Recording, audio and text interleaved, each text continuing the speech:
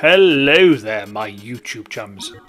Today you find me playing Castlevania, Symphony of the Night. Developed and published by Konami in 1997 for the Sony PlayStation. The player takes on the role of Dracula's son, Alucard, and must defeat Dracula himself. This really is a top-notch game, with the music, the graphics and gameplay creating a tremendously atmospheric experience. Playing this game reminds me of my terrifying trip into ghostly territory with some of the gang. It all started a week before Halloween. Lady Fortescue and I were starting to plan that year's Halloween festivities when the doorbell rang. It was our old chums Bunty Norris and Tizer Tompkins. They too had Halloween on their minds. "There's a new events company on the scene. Ghostly Getaways," began Tizer. "They specialise in atmospheric weekend breaks. Their slogan is, 'Holidays to haunt you forever.'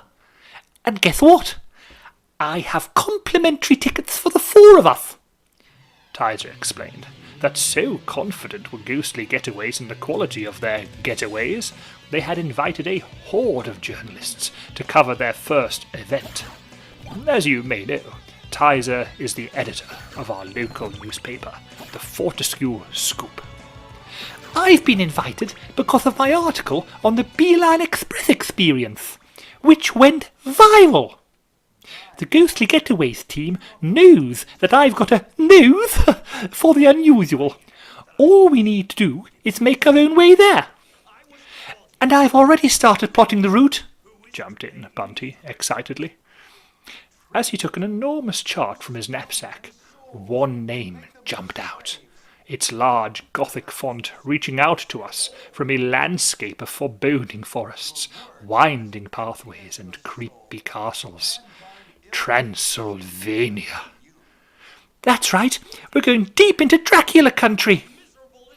And so it was, that just a few days later, we found ourselves in a creaking, horse-drawn carriage on a potholed, unlit road, journeying through the night to Scaredy Cat Castle. This was the final stage of a journey which had already been far from uneventful. We had been tossed about like rag dolls on the ferry crossing from Dover, on an evening which had seen the worst cross-channel weather for decades. We had rattled along in an ancient wreck of a train as it sped through the foreboding gloom of a foreign land, and then spent a night in Raven's Heart, a village in which it was near impossible to rent a room. However, Maria, the landlady of the Howling Wolf Inn, took pity on us and gave us beds for the night. Most of the following day was spent looking for transport to our venue. Just as we were contemplating tackling the daunting last leg on foot, a coach and horses piled up in front of us. Tizer wasted no time in approaching the coachman. He returned moments later. "He was something of a silent soul, but he'll take us." At this news, Arabella and I gave small whoops of joy. I grinned at Bunty, telling him the good news. He was just back from a last-minute shopping trip. "I don't like visiting anywhere without getting souvenirs. I managed to get us these novelty necklaces." Bunty handed each of us a clove of garlic, through which had been threaded a leather cord. "They're all the rage here. You must have seen that everyone's wearing them. Let's pop them on."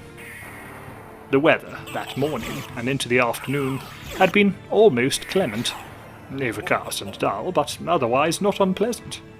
As the afternoon wore on, however, the sky had begun to darken somewhat prematurely, and the wind struck up. At first it was a light breeze, but it quickly escalated into a gale. The revolving sign of the Howling Wolf swung around on its hinges. Shop shutters rattled, and we held on tight to our hats as we clambered into the carriage. The village now was deserted, save for a single villager, wrestling with his door keys in the biting wind. Arabella leaned from the carriage as she called out. Hello, sir. We were just wondering what's going on. Is this just a normal, everyday, regular Saturday? Half-day closing, perhaps?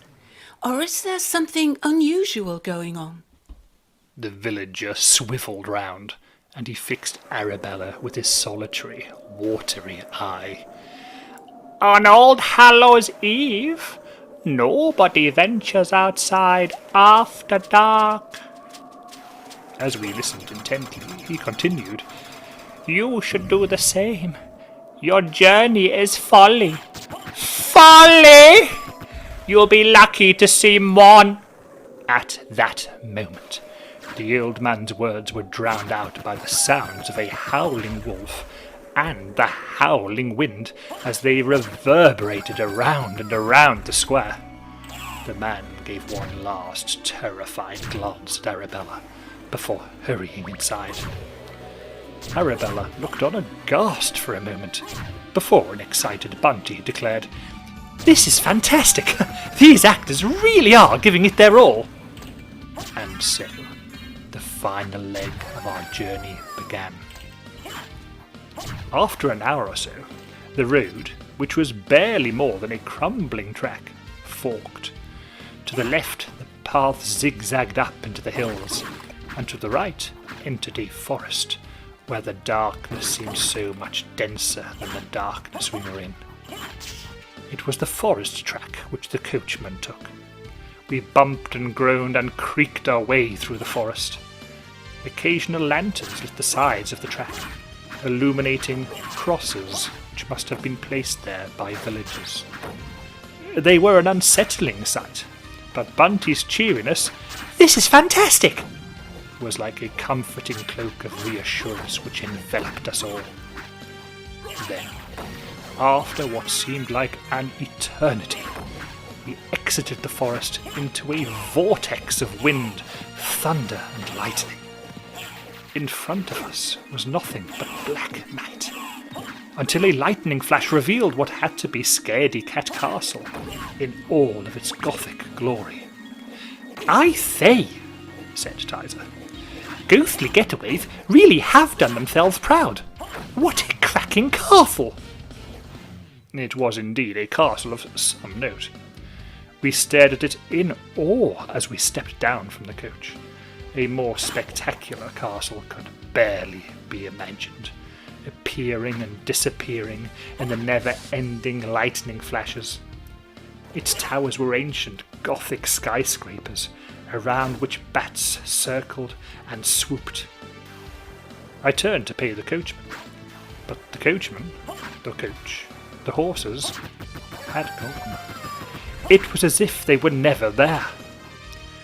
We must pay him after the return journey, said Bunty. What a decent, trusting chap. We had been dropped off in front of a large oak door.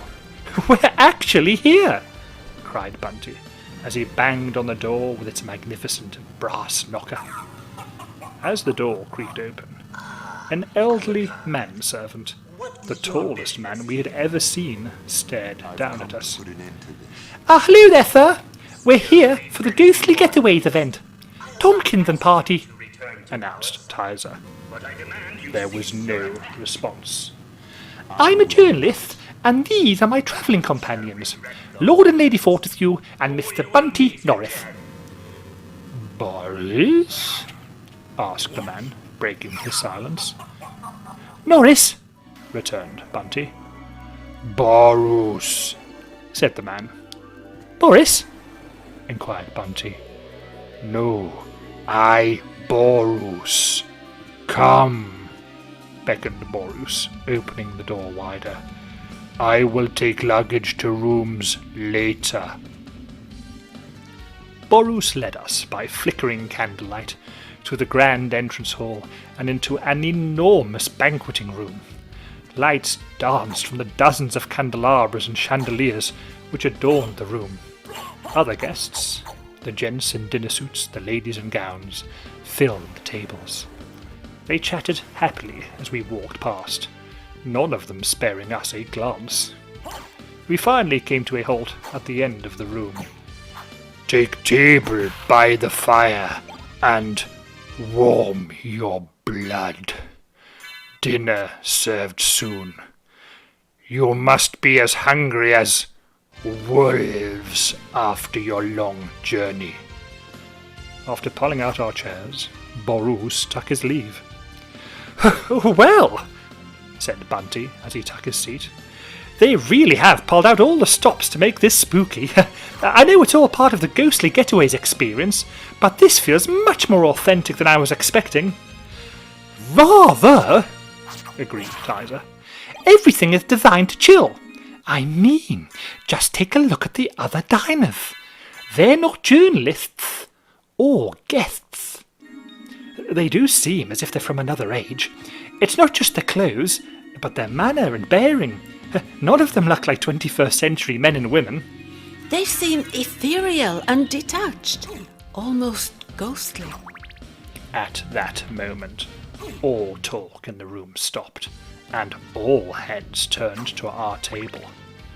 I opened my mouth to speak, but before I could, the grand set of doors at the opposite end of the hall crashed open, and a great cloud of bats burst into the room. Once the bats had cleared the doorway, and we could see more clearly, there, silhouetted against the flickering candlelight, stood what looked like a raven the size of a man. Transfixed, we watched as it spread its wings, and now took on the form of a bat. We felt its power as it rose into the air, blood dripping from its mouth. We sat in mordant terror, as we now recognized that the creature was in fact Count Dracula himself. He fixed his eyes in our direction, and then smashed like a wrecking ball into the room. Chairs and tables went flying. The other guests evaporated into a great mist, which was vacuumed up by the swishing, swooping figure, who was no longer a figure at all, but a blur of black and red hair, teeth and blood, a grisly tornado twisting its way towards our table, where it finally came to a halt. Good evening. I never tire of having guests for dinner, drooled Count Dracula, blood dripping from his mouth. He placed a deathly cold hand on Arabella's shoulder, and opened his jaws to reveal his bloodied fangs. As he closed in on Arabella's throat, he stopped short. His nostrils flared as he inhaled the scent of garlic around Arabella's neck. "It's your necklace, Arabella!" cried Tizer. "Yes!" exclaimed Bunty. "The garlic's protecting you!" Snarling and hissing with fury, Dracula recoiled and took flight. As he retreated, he took on the form of a great bat before dissolving into mist. And then there was darkness, and nothingness, and then... "How do you think they did it?" asked Bunty, as we stood with our luggage outside of the castle the next morning. "Special effects, of course," said a confident Tizer. "We can't expect ghostly getaways to reveal their secrets." But it felt so real. I really did think Dracula was going to drink my blood. "And to wake up in our beds like that, with breakfast too, amazing!" continued Bunty. "Ghostly getaways will certainly get a 2 thumbs up in the Fortescue scoop," added Tizer. Oh, I wonder where the coachman's got to, though. Oh, that's odd. "What is it, dear?" It's the date. My watch still shows the 31st of October. We checked our timepieces. They all showed the same. "It's probably just the cold or damp affecting them," offered Bunty. "I expect they'll get back to normal when the fog clears." "I don't think it is the fog, Bunty. My mobile phone shows the 31st too," said Tizer. As did all of our mobile phones. It seemed like it was still Halloween. Bunty was right about one thing, though. The mist eventually lifted. The sun shone as a beautiful Romanian vista spread itself out in front of us. Lush green forests, rolling hills, and, over in the distance, at the end of what must have been the road not taken, another castle. It was festooned with Halloween streamers and balloons, and a banner which read, "Ghostly Getaways, be haunted forever." If that's the holiday castle, then what castle have we just spent the night in? We all looked back to our castle, where our attention was strangely drawn upwards. There, standing behind the highest window in the tallest tower, was a bat-like figure. Count Dracula! If you've enjoyed this video, please subscribe, tell your chums, like me. Remember to click the bell for notice of updates. Until next time, this is Lord Bobbity Fortescue saying toodle pipsy and thank you for watching, my YouTube chums.